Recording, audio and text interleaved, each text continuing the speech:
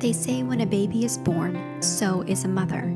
But while you are there to help your baby grow into the person he or she is meant to be, who is there to help you? Many women feel lost and alone when they become mothers, wondering, who am I now? Sometimes it feels like the transformation from woman to mother is as radical as a caterpillar's transformation into a butterfly. Did you know that inside the chrysalis, the caterpillar literally turns into goop before it rearranges itself into a butterfly? This podcast is about the goop, what soul transformation looks like as you transition from being a woman to a mom. Your baby's growth matters, but yours does too. You're not alone. I'm your host, Brittany Ming. Welcome to the Motherhood Metamorphosis. Welcome everyone to this episode of the Motherhood Metamorphosis. My name is Brittany Ming, your host, and today we're talking to Dr. Mikala Albertson. Mikala is a board-certified family practice doctor, author, and well-being advocate who is passionate about women's health and healing in the middle of our messy, ordinary lives in the imperfect bodies we actually have. She is the author of the book Ordinary on Purpose and continues to inspire readers every day to stop striving for perfect lives or some unattainable cultural ideal of beauty and wellness, and instead aim for wholehearted living through a gentle, achievable, sustainable approach. She and her husband of 22 years are raising 5 children near Salt Lake City, Utah. You can learn more about her at ordinaryonpurpose.com. But welcome, Mikala. I'm so happy to talk to you. Hello, I'm excited to see your face today. Yes, it's been too long. We actually saw each other back in April, and that was such a special time because that was the first time we had met each other, right? Besides Zoom. I think it was in person. Yeah. Yes, so we it were didn't both. feel like it, I guess. I know, Yeah. I know. So we were both part of a book launch, and a bunch of the authors got together in Nebraska, and we got to have brunch together and hug each other and just be in the same presence, and that was really a special time. But It was fun. It went fast, I think. It was so fast. It was like a snap and it was over. So I wanted to have you back on because you are a returning guest to the Motherhood Metamorphosis. Because one, I love talking to you, and I feel like we have so much in common with having 5 kids. But you have also been going through a transition, and that's what this podcast is about. It's talking about transitions we go through in motherhood, whether it's from pregnancy to your first baby, whether it's the transition and transformation you go to when you have multiple children, but also when we're looking at our motherhood life and the transformations we continue to go through as our children grow and as we continue to grow. So I was wondering if you could narrate your story of a recent transition you've gone through and how that has been transforming and growing you as a woman and a mom. Yeah, sure. I think I'm realizing, as you mentioned, like life is just transition after transition. So I have many that I could speak to, but most recently, I think it's been over a couple of years now because a couple of years ago, my youngest child went to kindergarten. And so suddenly I was not a mom with little children at home. And I had always said, oh, when Lizzie goes to kindergarten, I'm going to go back to work in some capacity. That was always sort of the plan. And then that time came and I didn't go back to work. And then last year I had a senior in high school. So my oldest was a senior in graduating. So I had this quiet days at home with my youngest in kindergarten. And then my oldest was a senior. And now this last summer, he went off to college.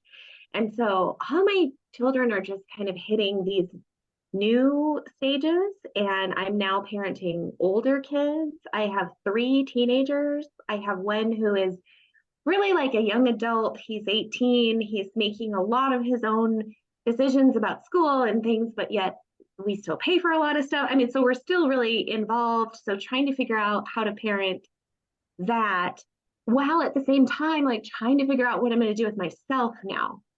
So I think I'd always just been like, well, I'm mostly a mom. Like I wanted to be a stay-at-home mom. I got to the point where I had backed out of clinic work enough that I felt like a mostly stay-at-home mom, and I was kind of doctoring on the side. But then when that motherhood stage really has changed, it's like, oh, what am I supposed to do? Am I supposed to go back to work? Should I be in clinic? What am I interested in? What do I do with myself? So I think this past couple of years has really been a look at what do I really want to be when I grow up.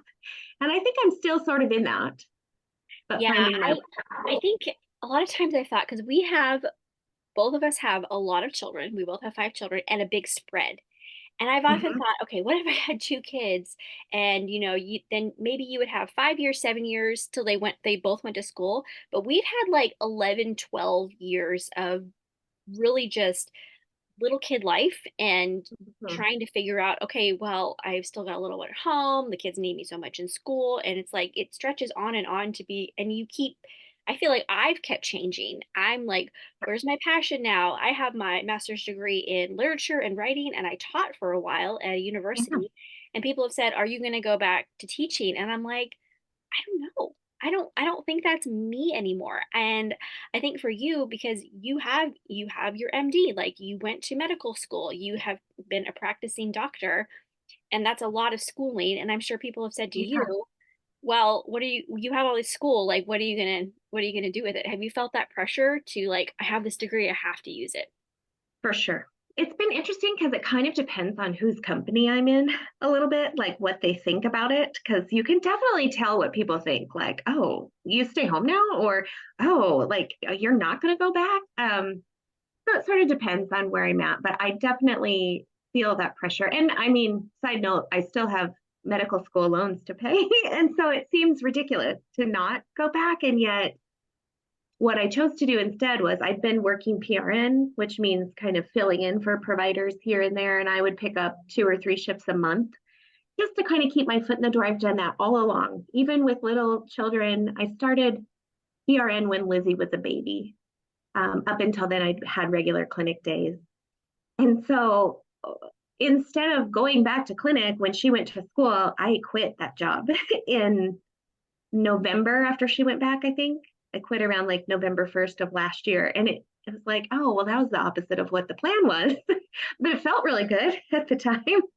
So I'm still kind of figuring that out a little bit. I feel passionate about writing. I love writing. Writing doesn't feel like a job to me. It feels like fun. And I would love to just really call that my full-time job. Because I do spend a lot of time doing that at home, but I have this weird little thing in my brain where I can't really call it a job very easily. I think because no one asked me to do it, you Right. know? Yeah. So um, I Or it's what feel, you didn't go to school for that, or you're not paying like yep, your loans I have back no for that. training in that. I just kind of started doing it. And I even have had, I had my first book came out in 2022, and I have another book contract. I have a book that I'm working on. And so I even have people who pay me a little bit to do these things. And yet I don't know why. It's something wrong in my brain. I need to flip that little switch a little bit, but I'm working on it. I think maybe, I don't know. Let's explore this idea a little bit about women giving themselves permission to Mm-hmm. explore their passions. I think that there's this idea of, okay, we're supposed to be, as young women, we're supposed to be empowered, we're supposed to go to school, we're supposed to be educating ourselves, go into the workforce.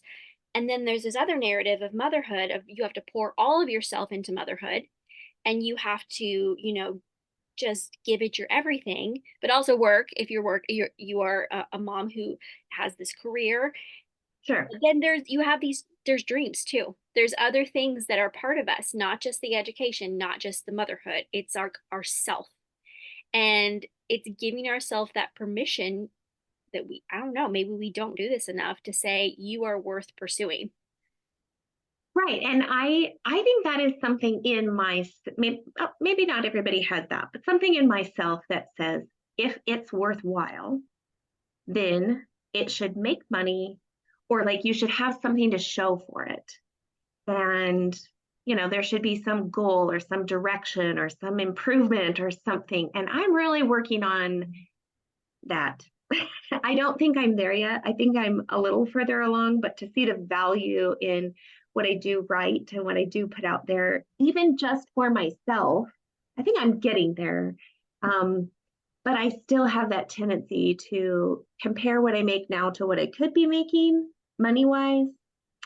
Um, and I don't know what it would take to change that. I think it's just something I'll always struggle with a little bit.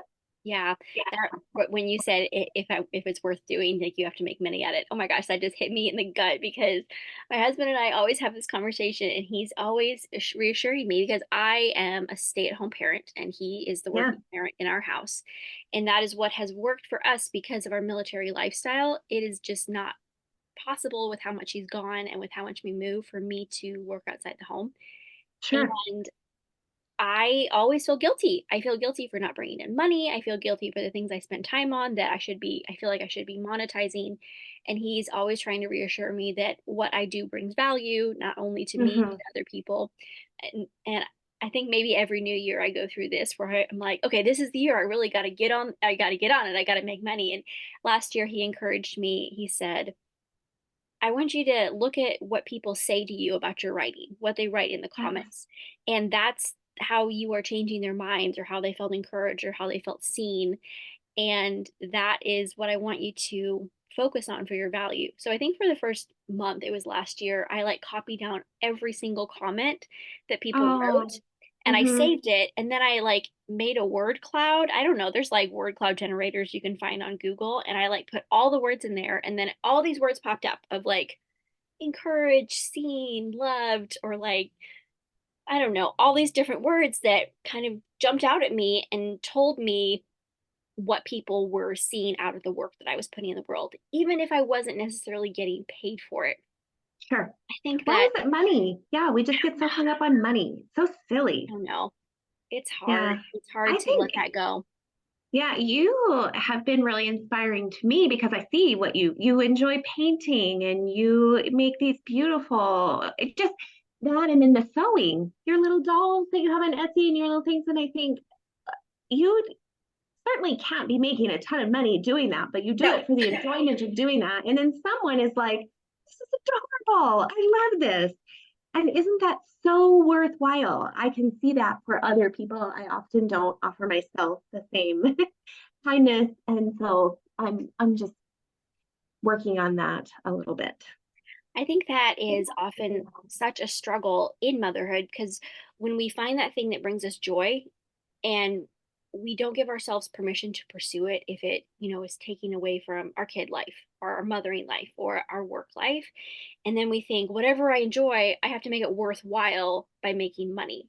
So I want to let's shift into the things that you found to kind of join those things together, maybe your education as a doctor and your work as a doctor and the things that you're doing now to kind of bring together the encouragement and the writing. And I'd love to hear what your new Sure. passion that you're pursuing. Well, I have a couple things going on. And I'm super excited about them. I have sort of after the first book, my goal was I really only want the book to do well enough that I feel like I can keep writing, right? And so I've sort of really intentionally taken baby steps along through this writing process. And I don't know what that is. It's I've been a little bit afraid of the possibility of failure, and so I've set these really low. Like I just want to keep writing. That's it. I don't care how much I make or how many books are sold or whatever.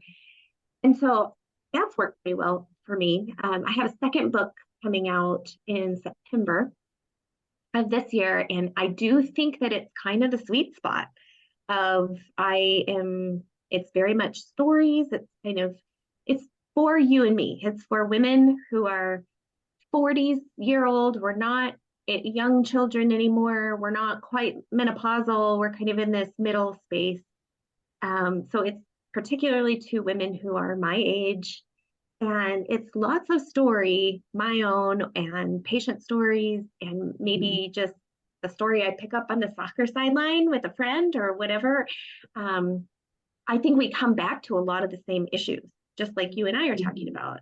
And then sometimes a sprinkling of medical stuff, like, you know what I think it is? I think I have adult ADHD. I'm pretty sure that's what it is. And so I kind of speak to those topics in this book. And so I am able to use my medical background to bring in some sound, current science that kind of correlate with these stories. And so it really has been a passion project for me. And I think it is marrying the two things that I love, which is I did have mostly women in clinic. I did a fellowship year in women's health.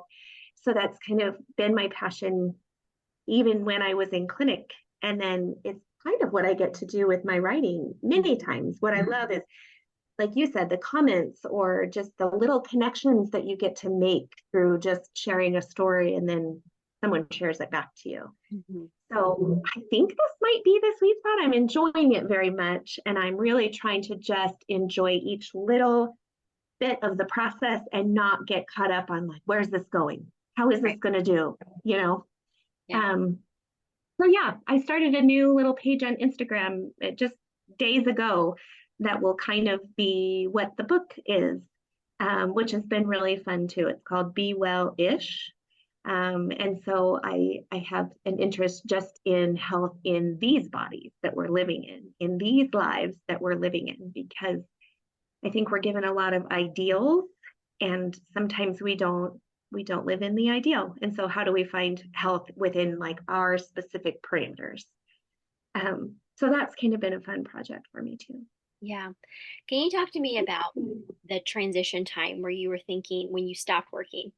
Well, how did that feel? And what was maybe your day-to-day life of trying to figure out what to do next? How did that look for you? And maybe how could that relate to another woman who is maybe trying to figure out what her next step is in maybe Yeah, looking away from her career and trying to look to something new? I think that I think if we're really good at listening to ourselves and acknowledging the feelings that we have around things, a lot of times we already know what we would like to do way earlier than we ever do anything about it. Sometimes it's because we don't have, we absolutely can't do it at that point. Maybe life circumstances are not such that you can make a big change like that. I really like recognize how privileged I am to be able to say, you know what, I don't want to do that anymore and quit, and I'm going to do this thing instead. So I get that that doesn't apply to everyone, and certainly I'm so grateful to be at a stage in my life and in my marriage where I have the ability to make those choices. But I was just noticing that they would ask me almost every day to work. So that's how the PRN thing goes, is they're like, hey, can you pick up this day? Hey, could you work here? And I was just getting a barrage of texts and emails every day. Could you work? Could you do this one? What about this? And I felt like I said no the majority of the time, either because I had something with the kids. It's amazing when they're all in school, how often they're home or you're going to an appointment or you have something real going on there. No one is just sitting around at home eating bonbons that I know of ever, anywhere. So I was saying no a lot. And when I did say yes, it didn't feel good. I would always feel a little bit like, ugh, okay, I gotta go in. And I don't know if maybe if I'd had a better routine or something, it wouldn't have felt like that. But it just was so disruptive every time because I knew what I really wanted to be doing was working on this other thing over here. And I was a little bit afraid to take that step. So, and then when I actually quit my job, I was driving to pick up the kids from school.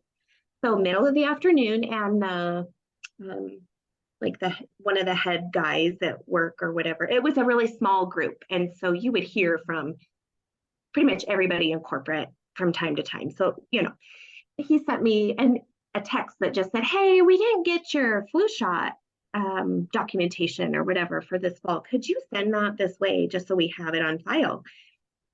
And for some reason, I just I picked up the phone out of the cup holder, called him on the phone and said, "Hey, I think I'm ready to have you take me off the schedule." So it was like not planned. I didn't, I just was like, I'm done. And he's like, "Are you okay? Like, is everything okay?" And I just thought, this has been like a year coming, and I just keep being too afraid to do it. And then the feeling I had was not like, oh crap, what did I just do? And why did I do that? And was that a good idea? It was like this surge of relief. So I do think if you're paying attention, you know what your heart wants and you know what feels good. And you do know the directions that you want to go in. And I wish that I were better at listening to my actual body instead of just, I'm very good at just forging along with what I should be doing instead of what I could be doing or what I'd like to be doing or the direction, that maybe work better for me. I really relate to that too. I relate to, yeah, just pushing through and, Yeah. getting caught up in, what you have to do. And even with motherhood, with mothering your kids, doing things the same way you've always been doing it. Mm-hmm. And not stepping back and thinking, this isn't working anymore. And Mm-hmm. thinking, could I do it a different way? And sometimes you can, and that's exciting and scary. And sometimes you can't, and you have to learn to just, okay, for right now, this is the best situation.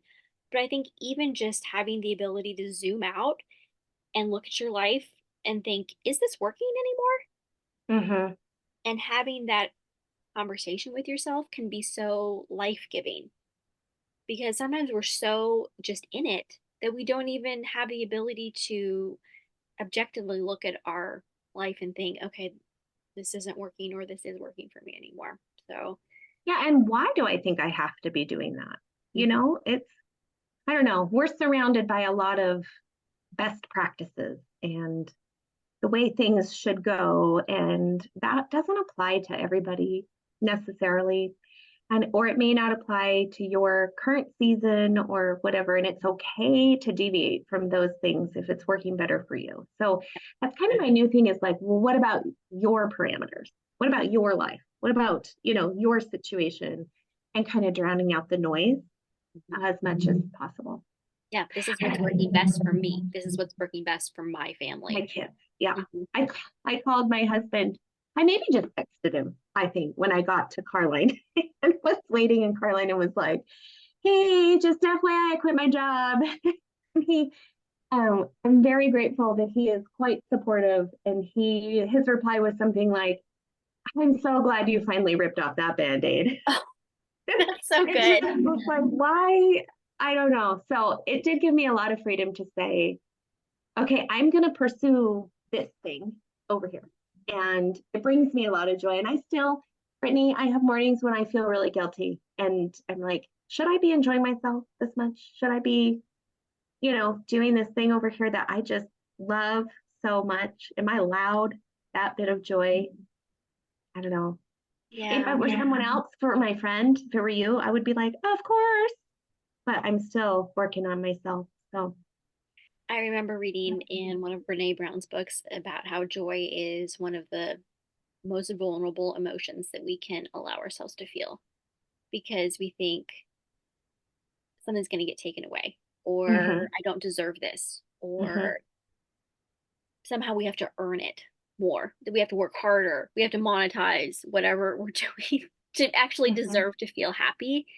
And sometimes the thing that brings us the most joy doesn't ever make any money. And then that sometimes it makes a lot less money than we think we should be getting because of our degree or our background. But I think if we are brave enough to step into new realities like you did and saying enough is enough or I want to do something different, then we can change our lives. But it's not easy. Yeah. I I think for me too, it's fun when you get a little bit further down the line, you can like look back at things and be like, oh yeah, you know what, this makes sense now. Like you've been kind of headed down this path for a little while, right? But so two things. I remember once in residency, there was a particular patient who it was like middle of the night, and I was doing my off service note. It was so when you switch from month to month, you write this big long thing about what's been going on with this patient for the next resident who's coming in so that they kind of get the scoop. And for some reason, after this little kiddo was in the NICU, I like after I was all done, instead of going to bed, I stayed up and I wrote an essay about him and just about my experience with him and all of that. And I remember thinking, I wouldn't have called myself a writer at the time. I loved to write in my own journal, but I just was like, what do I do with this? Am I supposed to do something with it? I didn't do anything with it, but I do feel like it's kind of always been there for me a little bit. Um, And then when I took my job out here in Salt Lake, the when I've been there for 10 years in some capacity, some days a week or PRN or whatever for 10 years. And when I interviewed at that job, for some reason on my resume thing, I just wrote something about how, like, my personal statement was about connection and people's stories and what a privilege it feels like to be able to know people on that level and like really hear their story.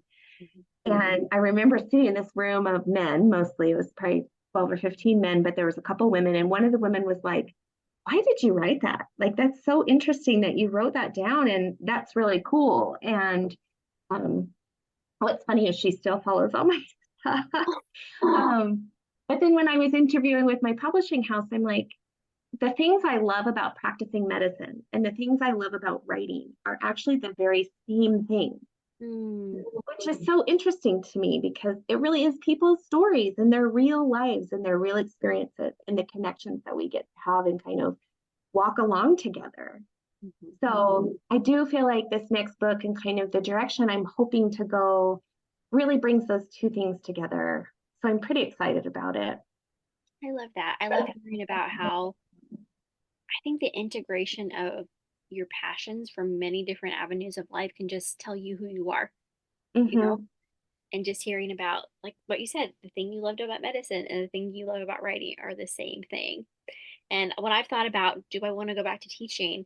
The thing I loved about teaching was my mentoring relationships that I had with my mom, specific girls that came out of my classes or any student, and just the connections I can make with them. It wasn't grading, that was like my least favorite thing. Sure. Just the Yeah. sludge. It wasn't I did love actually lecturing and teaching, but I just hated the tedious bits, and that's what I Mm-hmm. don't want to go back to. But when I think about making connections with people, teaching them how to tell their stories, which is what I did when I was teaching about writing, I'm like, that's what gets me excited. And then Yeah. I think about my own writing and then the different avenues I've taken after I stopped working, which was a long time ago for me. That was about 9 years ago, I think it was Mm-hmm. this year, because when my son was diagnosed with autism, I had one semester where I had four little kids, 8 and under. I was working, I was teaching online and in person, and I was taking my son to therapy 4 times a week. Oh my And goodness. I Yeah. completely like burned out. Yeah. And I was like, I just have to stop. And that I haven't, and the goal was always to go back to work. It was just a break. But Sure. 8, 9 years later, it's been the big transition and it wasn't the little transition. So I think rediscovering, or, you said when you look back, you can see more perspective.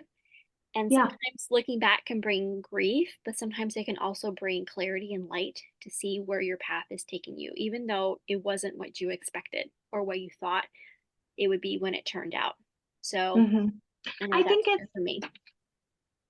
like, I think it's a little bit of both. I still have a little bit of grief sometimes that I'm not doing what I set out to do. And it's really only in particular circumstances. I remember having that once I went to eat with Dan. My husband works at the hospital and I met him and we ate lunch and there was a bunch of like residents in there and just kind of like a group of people who had finished rounds and were eating. And I had this bit of sadness, like, I'm not doing that. That's so strange because I thought that I would do that and thought I would kind of be in teaching or something, some way. I loved having residents when I was out in practice. But it was a fleeting bit of, I think, sadness. Um, but I was actually very happy to go get in my car and go home too. So I was like, I think it's both. I think we're allowed to kind of think, oh, this isn't how I thought it would go. This is really fun too. And, I have a lot of joy here too. Yeah. Yeah. So I feel that way. That happens a lot, you know, in motherhood so much, because maybe we have our first baby and we go out with single friends and we see their life and their freedom and we think we have that sadness. And then we get Yeah, back in the car and we go home and we snuggle our baby and we think, oh, this is like right where I need to be. Or exactly. or in the transition of, oh, I have a senior in high school, and you feel the sadness of, wow. We've gone through the school years like they're about to launch. Or when your youngest starts kindergarten, because my youngest is starting kindergarten this upcoming Mm-hmm. year, and that's a transition of like feeling all the things and realizing it's okay. It's okay to feel the both and. So as we wrap up our time, I don't know, I'm just thankful that we could talk about these things. I'm just thankful we can have these kind of conversations because sometimes I think they live in our heads and then we don't ever talk to them with another woman and realize, hey, we're all experiencing the same things and we're not alone. So I think these kind of Yeah, conversations are so important for that reason. So thank you so much agreed. for Sure. talking to me about these things. So to wrap up our time, I have a question that I'd like to end with. What's one thing you're doing to enjoy your life this week? Well, I have really been working on just being active. I'll try not to make this a long story. So I'm just going to say I sprained my ankle in July, coming off of a water slide. It was like a weird freak thing, and it really, really hurt myself.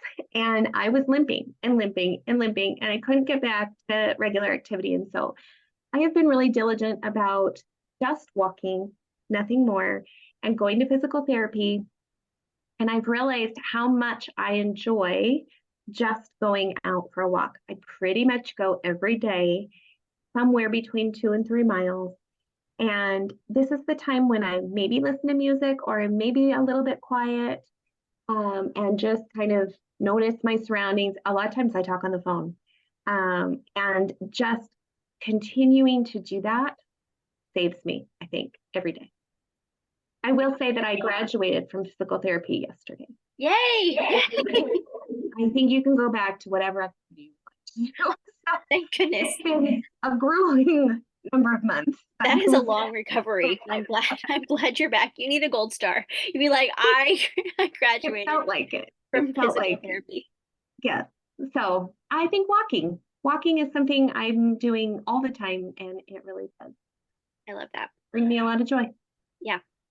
So where can we find you, Mikala? On social media? Where can we find your book? And you said your new book is coming out in September. Can you tell us just the short version and the title of that book? Sure. So you can find me on Facebook and Instagram at Ordinary on Purpose. My website is ordinaryonpurpose.com.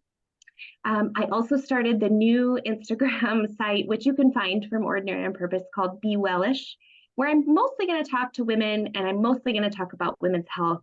I'm not going to talk so much about motherhood. I'm not going to share pictures of my kids and things like that. So you maybe either one of those, if it works for people, I'd love to have you. My first book is called Ordinary on Purpose. You can find it really anywhere books are sold. It's always 30% off over at Baker Bookhouse, which makes it about $12. And then the new book is called Everything I Wish I Could Tell You About Midlife. Oh, I love that. It's about women's health in these bodies that we actually have. So I'm very excited about that and about getting to share that with other women. I can't wait to read it and share it too because I know I'm gonna love it. I loved your first book. I love your social media pages, and I love that you came on today. So thank you so much. Thank you. Thank you so much for listening to this episode of the Motherhood Metamorphosis. If you've enjoyed this episode, please hit the thumbs up and subscribe to this channel so you never miss an episode. Next, tell your friends. Podcasts are a slow growth type of social media, so promo works best when it's from person to person. If you know another mom who's in the goop right now, send her a text of encouragement and the link to the episode that is speaking to your heart right now. If you have a story about your own matrescence, the physical, emotional, hormonal, and social transition that occurs when someone becomes a mother, please leave a comment below. I want this channel to be a place where women can build community about the challenges and joys of their own motherhood metamorphosis. Thank you so much for listening today. I hope it encouraged you and gave you some good food for thought. If you ever have any questions, comments, or you'd like to reach out to me personally, you can email me at brittanyaming@gmail.com.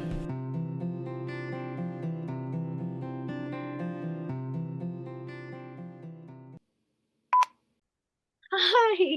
Are you gonna say hello? Hi. Say hi, Miss Mikala. Hi, Miss Akila. Hello. Yes. You've gotten so big. No, she is. You So probably don't remember, but I've seen you before on one of these meetings. Yes. Oh, now the dog is here too. We have the puppy and Grace. All right, do you know what? We're actually finishing up pretty soon, so can you go out? But Mom, I love you. I love you too, sweetheart. Oh. Can you take Hope with you?